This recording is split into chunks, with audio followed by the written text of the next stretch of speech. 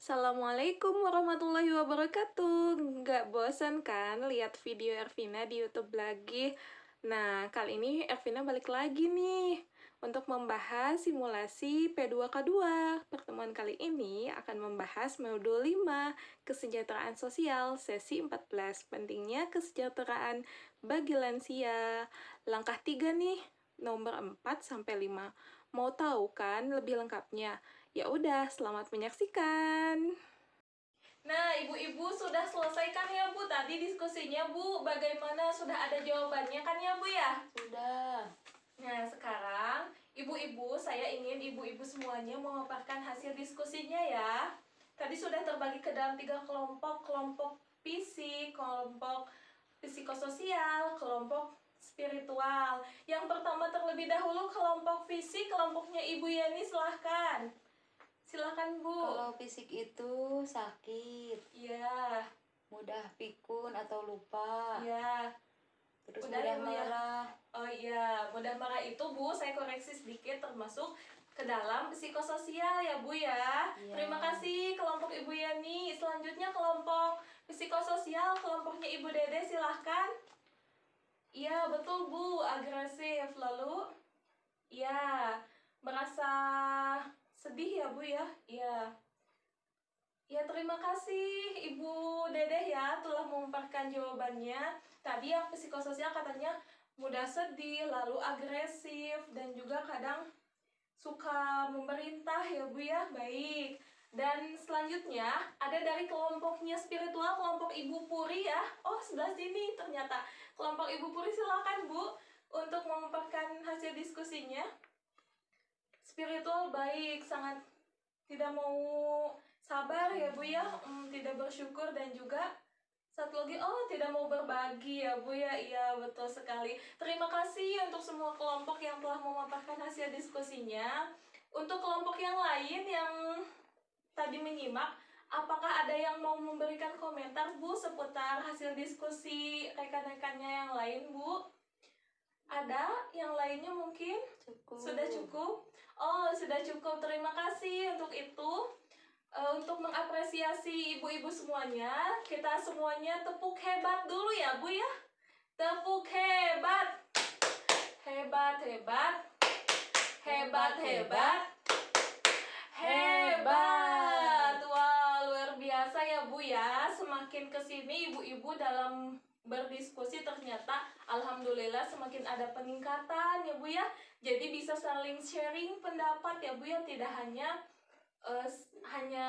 ingin untuk diri sendiri saja gitu ilmunya, tapi untuk yang lain juga dibagikan. Baik ibu-ibu, terima kasih atas jawaban terbaiknya. Selanjutnya saya akan memaparkan Ibu sebagai kesimpulan dari hasil diskusi tadi nih Bu, yang tadi ibu-ibu diskusikan ya Bu ya, mengenai memahami atau ingin lebih tahu Bu kondisi dan permasalahan lansia itu seperti apa. Mari kita simak flip chart berikut ini Bu yang akan saya tampilkan, dan ibu-ibu juga silahkan dibuka ya Bu ya.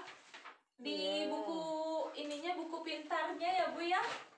Buku pintarnya ada di halaman 17 ibu-ibu. Silakan ya dibuka. Sambil dibuka, baik Bu. Ibu, di sini sudah ada nih Bu flip chart tentang kondisi dan permasalahan umum bagi lansia. Ibu, ada 3 kondisi atau permasalahan umum terhadap lansia ini nih Bu.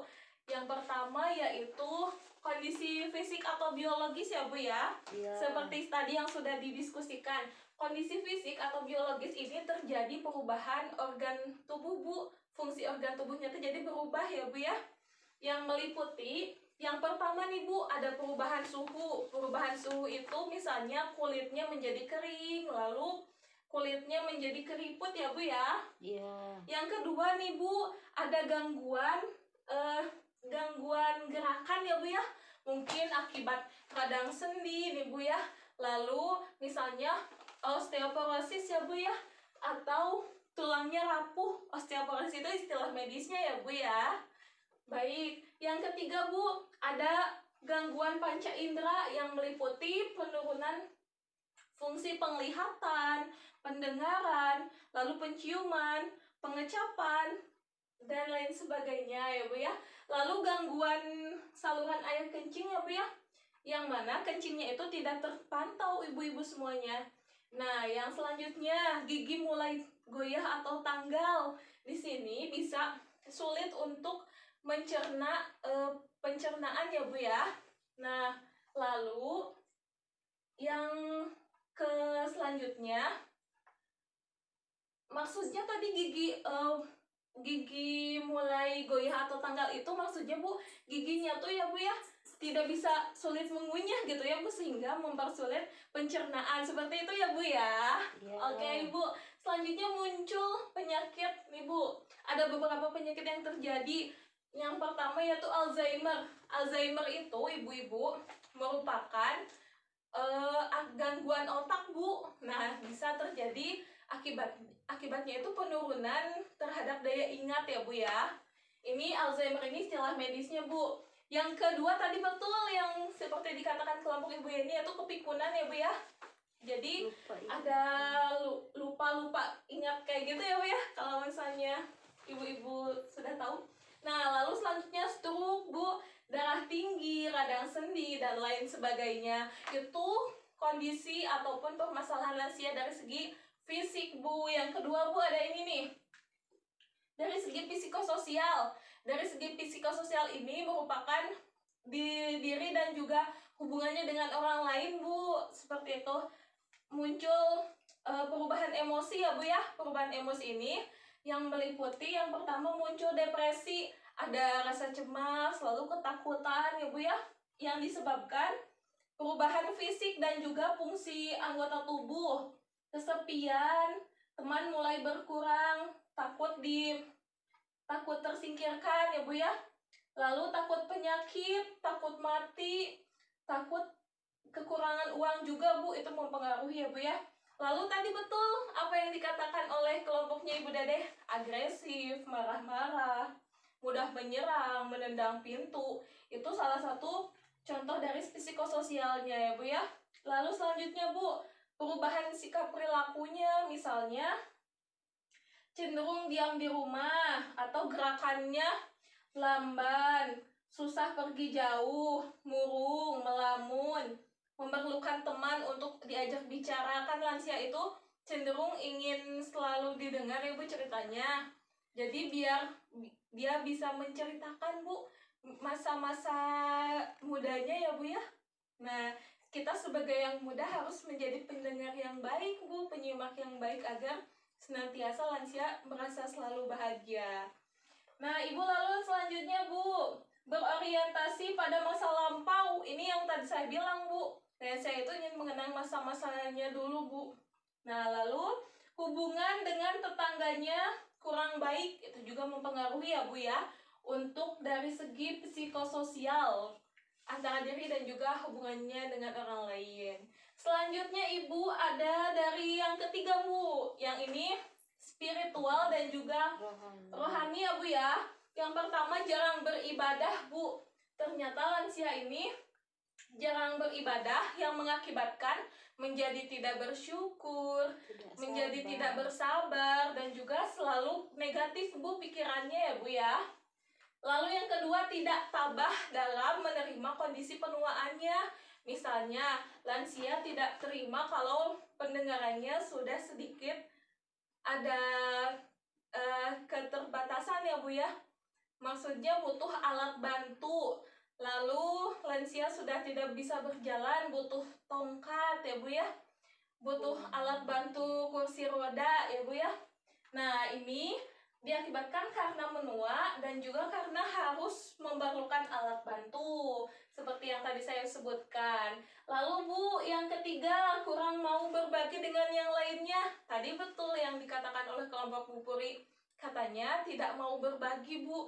Misalnya lansia punya taspen ya Bu ya, tunjangan pensiun. Nah, tunjangan pensiun, atau misalnya lansia punya warisan tapi dia tidak mau berbagi dengan yang lainnya, sehingga hartanya terus disimpan ya Bu ya. Dan ini merupakan contoh dari spiritual atau rohani, tidak mau berbagi dengan orang lain.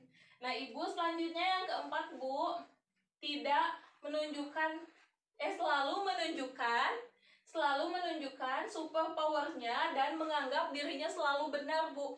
Jadi lansia itu kalau dikatakan di sini dia harus menunjukkan bahwa saya tuh bisa, Bu, saya tuh bisa gitu. Dia tuh menganggap dirinya itu bisa mandiri ya, Bu ya. Lalu menganggap dirinya selalu benar ya, seperti agak bahasa kerennya mah egois lah gitu ya, Bu ya. Nah, Ibu ini dari kondisi dan permasalahan lansia ada 3 ya, Bu ya. Yang pertama kondisi fisik, yang kedua kondisi psikososial, dan yang ketiga kondisi spiritual. Ibu-ibu sudah cukup paham ya, Bu ya? Cukup. Jelas, Bu? Jelas. Nah, ibu-ibu pengen tahu kan hal-hal apa saja yang lainnya yang akan membahas mengenai prinsip layanan atau prinsip melayani lansia. Lebih lengkapnya nanti selanjutnya akan dibahas oleh yang satu ini. Terima kasih, ibu-ibu. Assalamualaikum warahmatullahi wabarakatuh.